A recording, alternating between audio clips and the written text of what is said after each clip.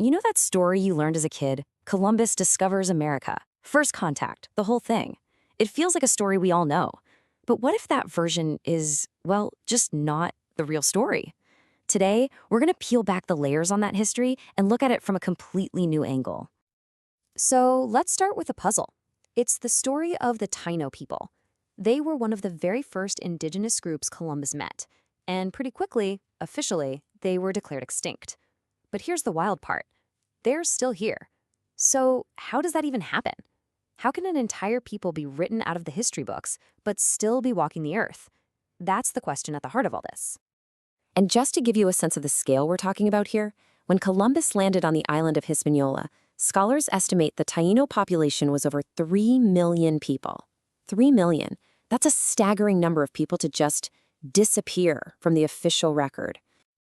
Okay, so to really get how this happened, we have to pull apart one single word, a word that shapes this entire story: discovery. It sounds so simple, but it is loaded with all sorts of ideas that we need to unpack. We all know the rhyme, right? In 1492, Columbus sailed the ocean blue. It makes the whole thing sound like this grand, noble adventure. But you know the real story? It was way less about adventure and a lot more about, well, money and politics. So what was he really after? See, Columbus wasn't some starry-eyed explorer. He was basically a contractor on a mission. The main highway for trade with Asia, the Silk Road, had been shut down. So Spain's king and queen, they funded his, let's be honest, pretty wild plan to sail west to find a backdoor to Asia. They were hoping for gold, spices, and a chance to spread Catholicism. He wasn't looking for a new world, he was looking for India, and he literally died thinking he'd made it there. Okay, so that leads us to this big idea: first contact. And on the surface, it seems pretty straightforward, right? It's the moment two different groups of people meet for the very first time. But when you actually try to apply that idea to the Americas, that simple definition, it just completely falls apart. Yeah, look at this. This timeline just blows that whole myth right out of the water. Columbus wasn't first. Not even close. Vikings had made contact in Greenland almost 500 years before he was even born. And contact wasn't a one-time event. It kept happening for centuries, all the way into the 1800s. So it wasn't one big moment. It was a whole series of moments, hundreds of them, all across 2 continents. And that really brings us to the biggest question of all, doesn't it? It just sounds kind of crazy when you say it out loud. How do you discover a place that's already home to millions of people? People with their own cities, their own governments, their own trade networks? Well, the answer wasn't about geography, it was about theology and law. Well, the answer, believe it or not, came down to this: the doctrine of discovery. This was a series of official decrees from the Pope back in the 15th century. And what it said, basically, was that any land not ruled by a Christian leader was up for grabs. It was like a global finders-keepers rule for Christian kings. It gave them the religious and legal justification they needed. And if you're thinking, okay, but that was centuries ago, hold on. This wasn't just some dusty old document. It became the bedrock of property law in the Americas, and it was actually cited as a legal precedent in a U.S. Supreme Court case as recently as 2005. Its shadow is incredibly long. So, once they had this legal and religious cover, what happened next? What was the actual human cost of this contact? The truth is, the result was a catastrophe on a scale that is almost impossible to imagine. Now, it's almost impossible to get exact numbers, but historians estimate that the indigenous population of the Americas dropped by as much as 90% after Europeans arrived. Just let that number sink in for a second. 90%. Now, a lot of the time, the story you hear is that it was all about disease. And look, new diseases like smallpox were absolutely horrific.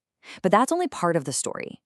The reality is that it was disease plus intentional acts of war, enslavement, and starvation.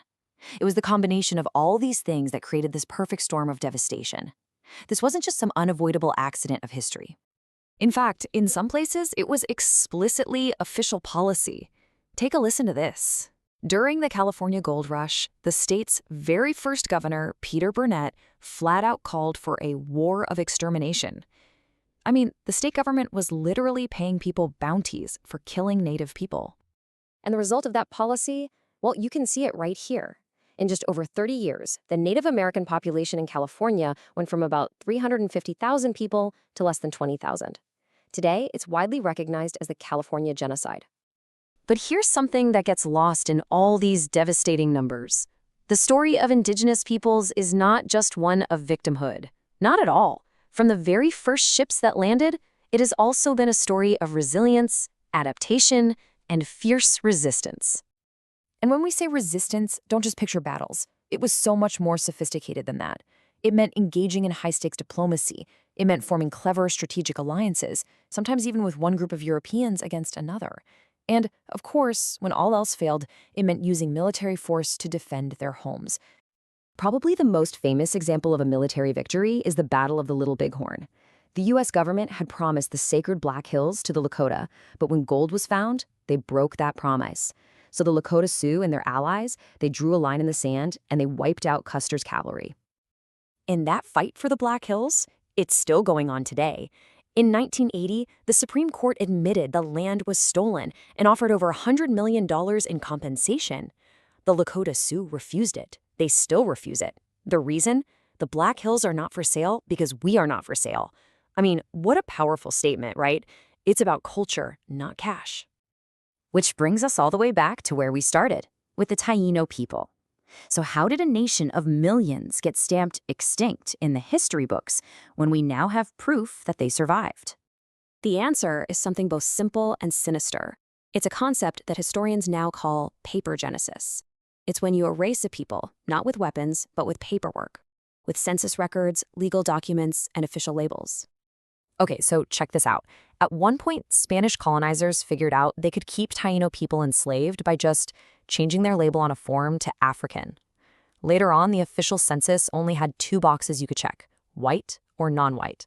The option to be indigenous was literally removed from the page. So the Taino people didn't disappear. The box they were supposed to check did. So for hundreds of years, the Taino people passed down their stories and kept their culture alive, even when the official record said they didn't exist. And then, in the 2000s, science finally caught up with the truth. Major DNA studies found that huge percentages of people across the Caribbean, 61% of Puerto Ricans, for example, have indigenous American ancestry. The science proved what the Taino people had been saying all along. We are still here. And that really leaves us with one last big idea to chew on. The story of the Taino shows just how powerful a pen, a census form, a single word on a document can be in shaping our reality. So it makes you wonder, right? If a story can be erased with paperwork, can it also be rewritten with the truth?